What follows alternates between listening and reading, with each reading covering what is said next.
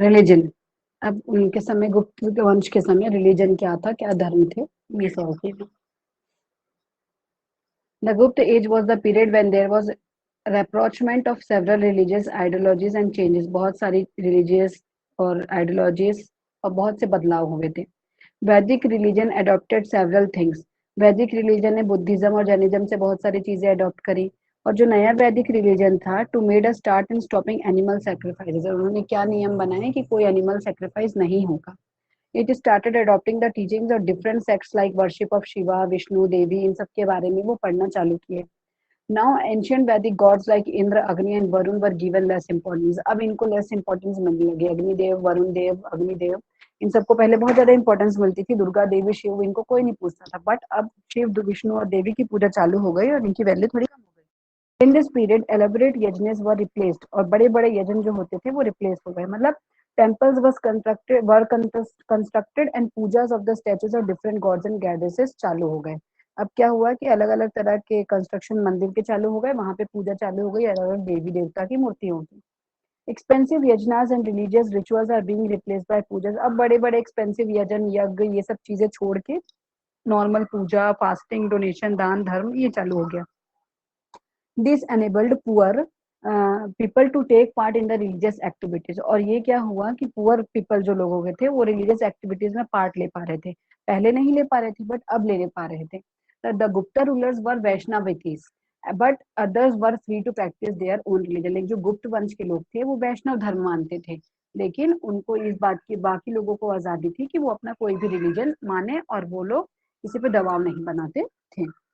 अब दूसरी बात है साइंस। उस समय मैंने बताया था साइंस, ये सब चीजों में बहुत बदलाव आया था। तो अब साइंस का, आर्यभट्ट वो एक फेमस मैथमेटिशियन थे और एक एस्ट्रोनॉमर थे गुप्त एज में, है ना। एस्ट्रोनॉमर वो ना जो कि खगोलीय सब चीजों के बारे में जानकारी रखते हैं, प्लैनेट्स वगैरह ये सब। इन 499 एडी आर्यभट्ट ने एक आर्यभट्टियम नाम की बुक कंपोज करी। In it, he has given solutions to the intricate mathematical problems. Mathematical problems के बारे में उन्होंने बहुत से सजेशंस दिए, ठीक है, फॉर्मूलाज दिए, सॉल्यूशंस दिए।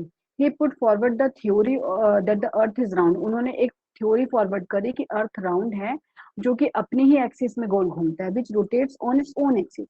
He said that eclipse takes place because of shadows of earth and moon, not because of the swallowing of Rahu and Ketu. लोग मानते हैं, आज भी कई लोग मानते हैं कि राहु केतु सूर्य को खा जाते हैं, निगल लेते हैं कुछ समय के लिए, चांद को निगल लेते हैं तो अंधेरा हो जाता है। ऐसा कुछ नहीं है। उन्होंने ये बताया कि पहले तो अर्थ गोल है और अपनी ओन एक्सिस में रोटेट करते हैं, और दूसरा ये बताया सब शेडोज ऑफ अर्थ, यानी कि अर्थ का जो छाए पड़ता है मून पे या सन पे, है ना, इसके कारण एक्लिप्स होता है, ना कि उनको राहु केतु खाता है।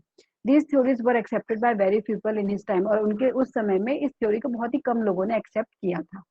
Varahamihira was another famous scientist in this period. और वराहमिहिर एक और फेमस साइंटिस्ट थे उस समय में, गुप्त में। He tried to connect astronomy and astrology, यानी कि वो खगोलीय शास्त्र और ज्योतिष शास्त्र दोनों को कनेक्ट करना चाहते थे।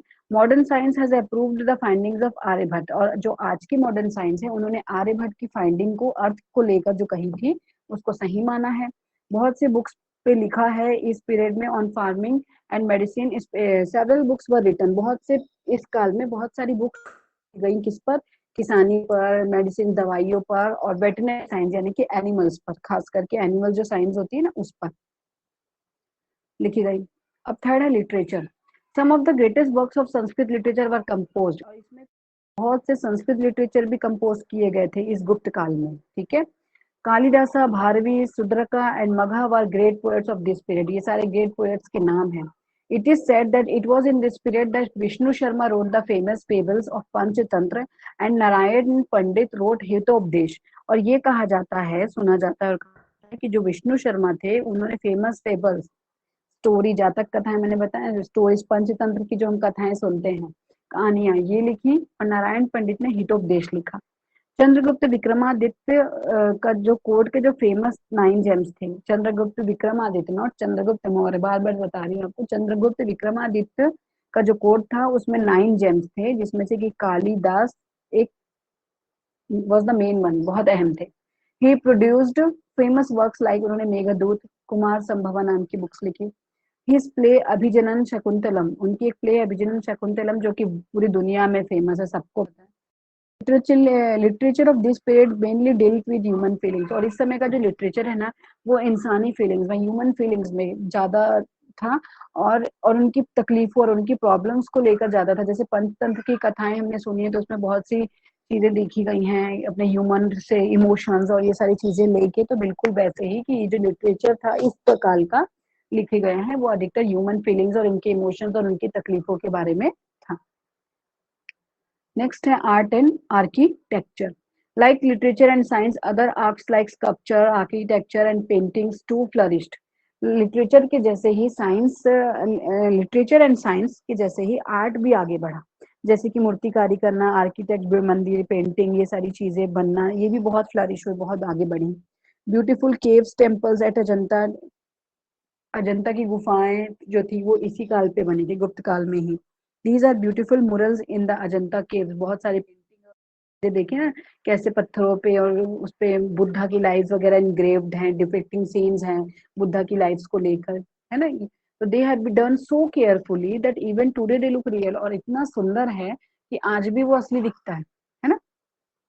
मुरल्स, मुरल्स क्या होते हैं, वो पेंटिंग्स होती हैं जो दीवार पर करी जाती है, उसको हम मुरल्स कहते हैं।